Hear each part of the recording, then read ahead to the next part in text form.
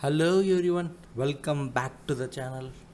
So, in this lecture, we'll be dealing with Right to Information Act, which forms a part of syllabus in the unit Property in Governance.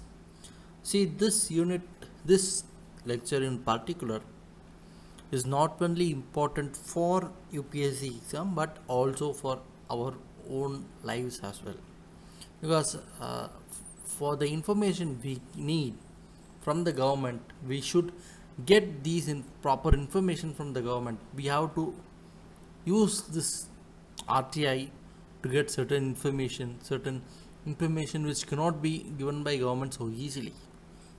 So that's something which we will be learning about today. So in this lecture, we'll be looking about what is RTI, salient features, objectives, significance, certain success stories, issues and challenges, measures to strengthen the RTI Act, and finally the way forward.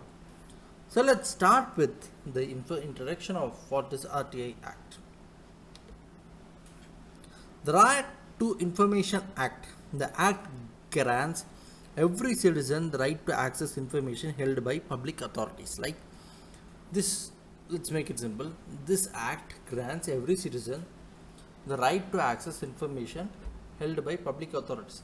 Public authorities are people who are serving the government, serving in government, like IAS officer, IPS officers and stuff.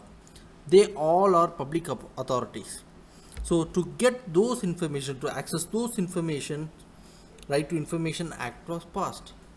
Citizens can request information on any matter such as of public importance, which includes government decisions, policies, programs and records. See, it is considered as fifth pillar of democracy. Which one?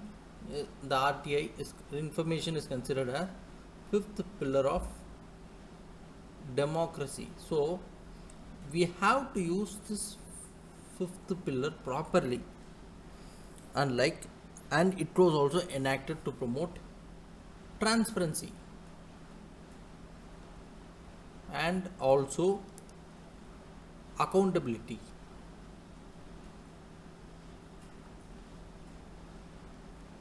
So these things are all very important. Accountability. So it's a human right actually. Freedom of information is a human right and the touchstone for all freedom to which UN is consecrated according to the UNGA resolution of 1946. So information is very vital. So we cannot just leave it as such as that. So next, now let us look into the salient features of RTI Act. Applicable to the government at all levels. Yes, center, state and local levels. Applicable to all the levels, and bodies owned or controlled or substantially financed by government, which also includes the NGOs. Suo moto declaration. Every public authority should provide possible suo moto information to the public at regular intervals. Disclosure is the norm. So the public servant should give the information to the public at regular intervals. So what are the rights and obligations under the Act? So first thing is building institutions. Building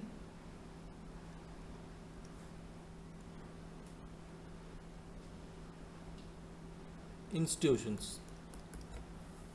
So the Constitution of Central Information Commission, CIC, SIC, these are all important. Next one is information officers and appellate authorities. So they all come under the building institution. Next one is information and record keeping. So modernizing the record keeping, modernize public, disclosing in public interest, and so motor declaration, along with capacity building, awareness generation about that, creation of monitoring mechanism. These all come under the Right to Obligations Act. So there are three levels of attaining information from the government or from the authority. First one comes the public information officer. Second one comes the first appellate officer, appellate authority, and next comes the second appellate authority.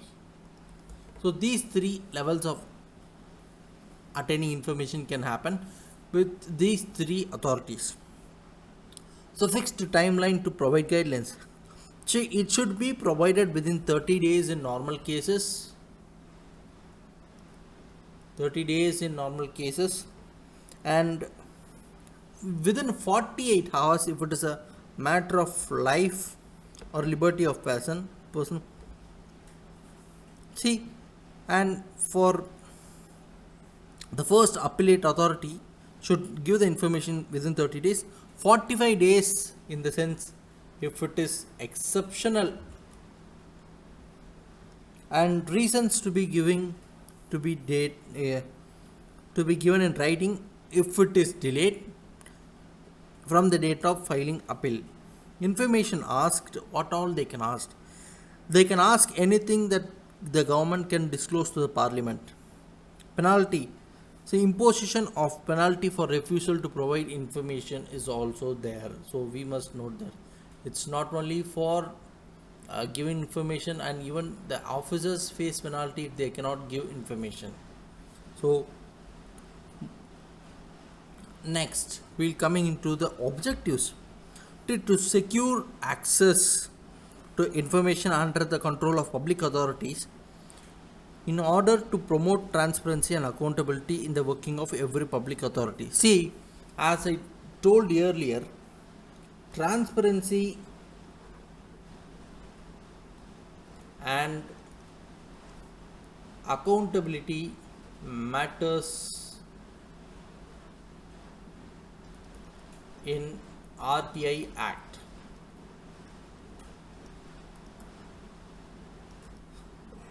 So this objective was brought from culture of secrecy to transparency.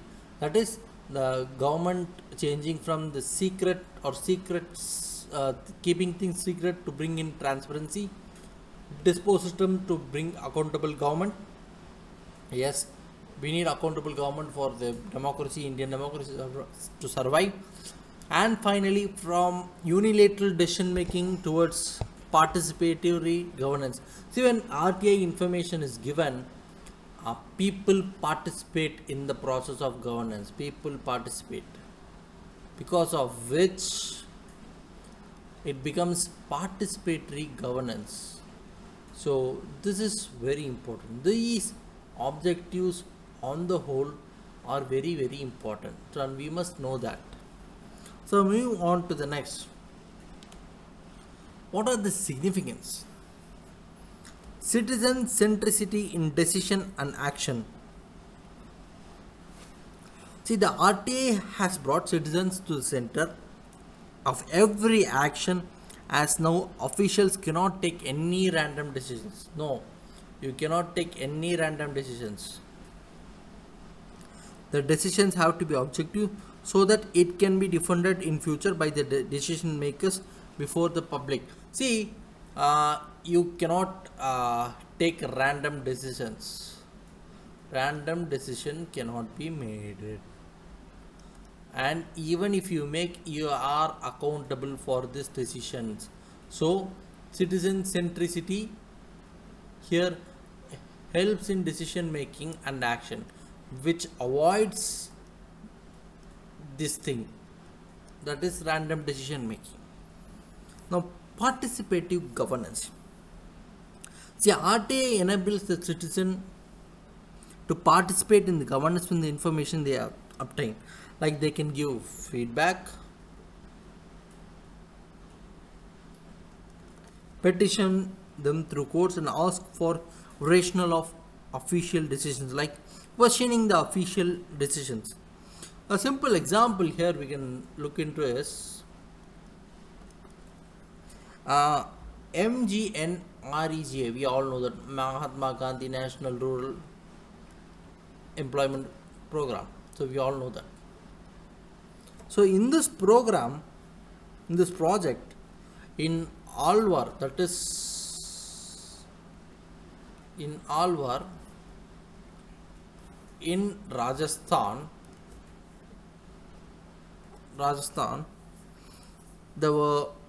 the changes were brought after getting information about them through RTI, without which the changes would not have been brought. So that participative governance is very, very important in this aspect. Next one is promotion of democracy. See, under social contract theory, government derives power from people, thus empowerment of people by giving access to information, and helps in strengthening of democracy, which leads to promotion of democracy. Next one is the decentralization of power. RTI Act democratized the information and decentralized the power, that which no more remains or confined to few. This decentralization brings in the fact that info is not secret henceforth, right? Not at all a secret one, available to all. So that's what so it shows that equality towards citizens has been bought. This decentralization of power brought equality in citizens. Next one is good governance. See, the RTA Act encourages good governance by developing tools for transparency,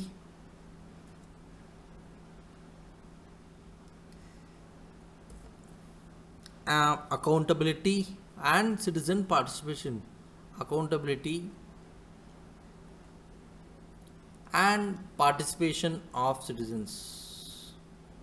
These things, these three aspects in particular, really help in the significance of democracy. Like it encourages the government agencies and public authorities to share information proactively, decrease the bureaucratic delays, and also improve the responsiveness to citizen inquiries. So this aspect, like good governance, plays a vital role in the significance of RTA Act. So let's look into some success stories. Adarsh Housing Society scam in 2011. See, RTA activists unearthed the Adarsh Housing Society scam, which led to the resignation of CM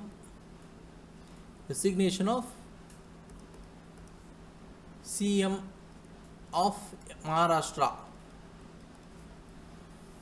It was meant for the welfare of war widows and personnel of India's Ministry of Defence, that Adarsh Housing. But over a period of several years, politicians, bureaucrats, and military officers allegedly conspired to bend the several rules concerning land ownership, zoning, floor space, index, and membership, getting themselves flats allotted. So this was a scam, and RTI revealed it. Next one is Commonwealth Games scam. An RTI filed by non-profit organizations revealed that Delhi government had diverted, that is not used, 744 crores which were marked for the welfare of welfare of Dalit community to the Commonwealth Games. So this 744 crores must have been used for the welfare of the Dalit community, but they have used it for Commonwealth. This is a scam again, and it was found. Next one is 2G scam. See, it revolved around the government auctioning the 2G spectrum, which was quite a famous, which was actually available for mobile phones, 2G signals at that point of time. Top ministers allegedly colluded to undercharge certain mobile phone companies while allocating the frequencies in exchange for bribes. See, the report cost that scam actually cost our exchequer around 1.76 lakh crores in rupees.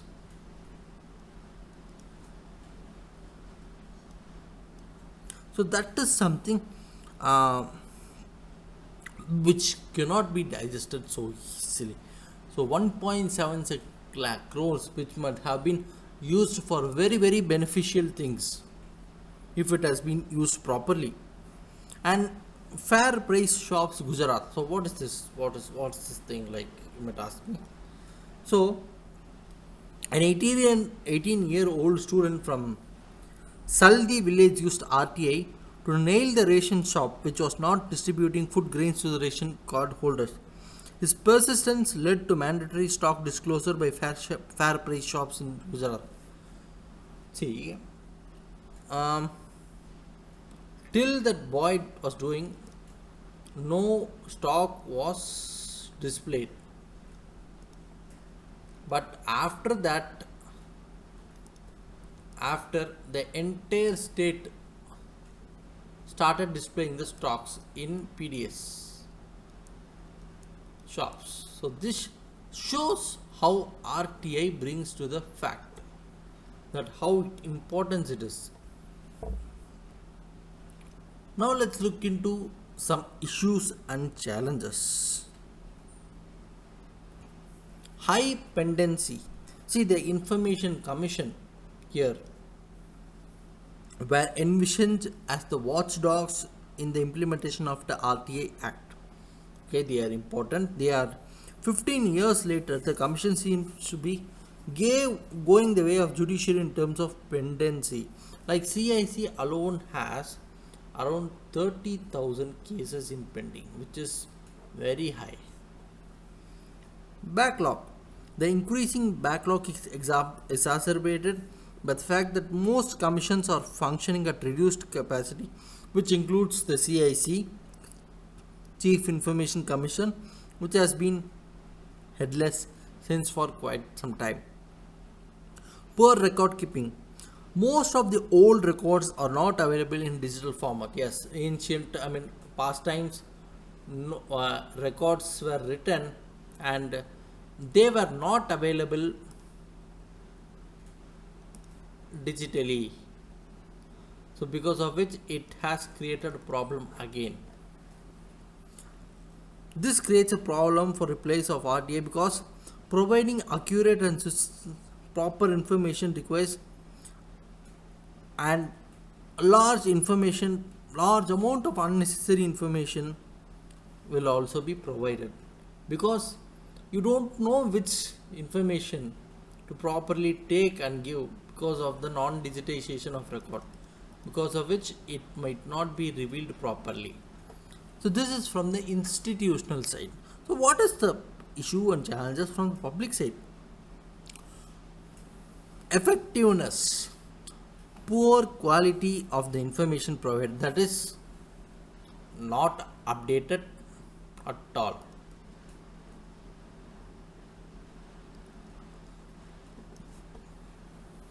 Lack important information on website, lack of transparency in processes, and lack of protection to the whistleblowers. Yes, whistleblower protection. See, RTI Act does not afford protection to the whistleblowers, that is those who reveal or say out the scam. There is a lack of provision to give protection to whistleblowers. See, more than 300 instances of attacks have happened,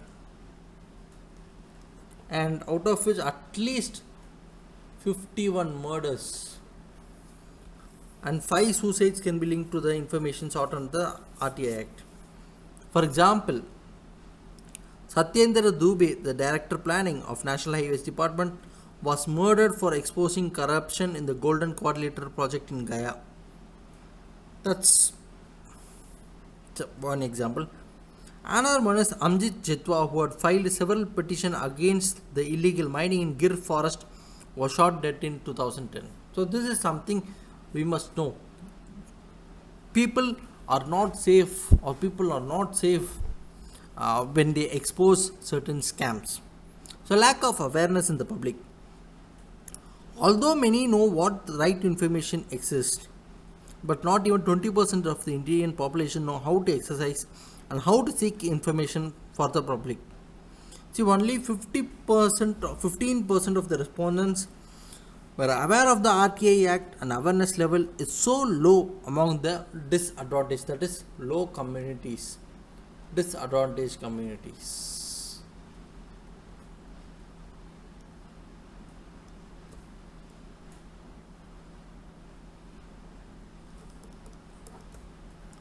Next one is time limit of 20 years. Information up to 20 years in the past can be obtained to RTI. Most of the RTI applications are related to land record and property records, and at a time limit 20 years is too less to determine how properties have changed in past years. Some properties are age old. We cannot know how it has changed in the recent past. Next one is the government side. Lack of institutional capacity. Many government departments are already short on staff. The RTI puts additional burden on the government departments. High number of frivolous complaints. Frivolous overuse of RTI obstructs the national development. Valuable time of public authorities is wasted furnishing information to applicants instead of discharging their regular duties. For example, Commonwealth study by Commonwealth Human Rights Initiatives. Like, actually, this is something silly, to be honest. Like, that study brought in that around between 2015 and 2005 to 2014, around 1.75 crore applications were bought, that is RTI applications. What can you guess what is the thing which might have come? They were just asked, like, what is the speed of internet at PMO? Is that very important? Internet speed at PMO. This is something irrelevant for the development of the nation, which is not needed. Next one is intrusion into privacy. Some of the information sought under RTI are intrusive in nature and can violate the privacy of the public officials. See, on the other hand, some vital and relevant information is denied to the public under the excuse of privacy. Now that SC has declared privacy as a fundamental right, the issue has become even more complex. Yes, you cannot just go into and peek into someone's private life, so which cannot be which cannot be told to the public and must be safeguarded. So what are the measures to strengthen the RTI? Government should establish RTI information cells in all the branches of government. That's something we must work. Improving the request convenience by establishing numerous access channels, common service centers under the national e-governance to assist citizens in making RTI applications. Yes, like bring in some common centers for people to apply for RTI. The job of monitoring the effective information of RTI in all public authorities should be given to CICs and SICs. A national coordination committee with the nodal union ministry, the SICs and state representatives as members could be formed under the chairmanship of the Chief Information or Commissioner. PIOs are required to be appointed all organizations specified by Schedule 2. Public authorities should be listed at the federal and state levels, and web-based applications for public authorities should be used, like modernizing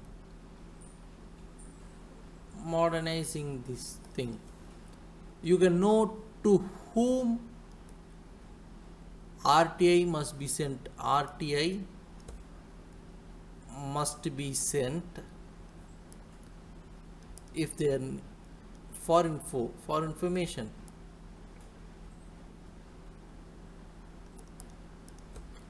In each district, single window agency must be established. Exemptions under the RTI Act should be amended to cover annual confidential reports, examination question papers, and related matters. Yes, some exemptions should always be there. You cannot just reveal everything as you like. And third party auditing must be institutionalized. So that, again, in this part, transparency and accountability is maintained.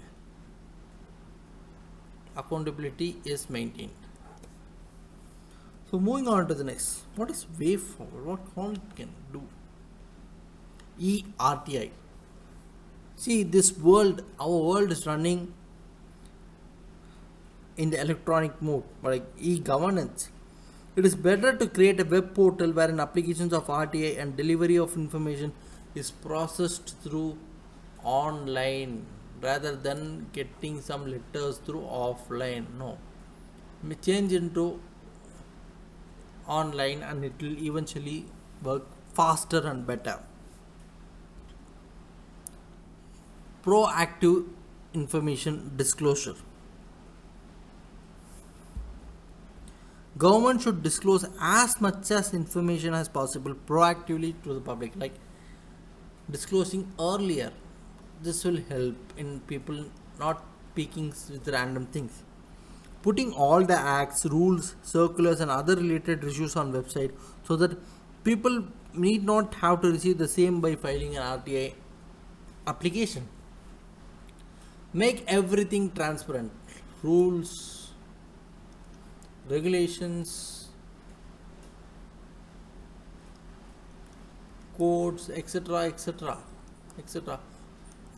Put everything in a website and make it transparent so that lot of applications are not received on the same thing. Protect whistleblowers. Since 2005, 90 RTI activists have been murdered and 7 have committed suicide. The central government needs to enforce the Whistleblowers Protection Act of 2014, not only in letter but also in spirit. So enforce that in letter and spirit and give protection to the whistleblowers. So this RTI Information Act is very, very important, not only for mains, as I told earlier, is also important from our point of life. So hope you guys understood today's topic. Do subscribe the channel and keep supporting. We will resume with the next lecture soon, and hope you understood the lecture, guys. Keep supporting. Thank you.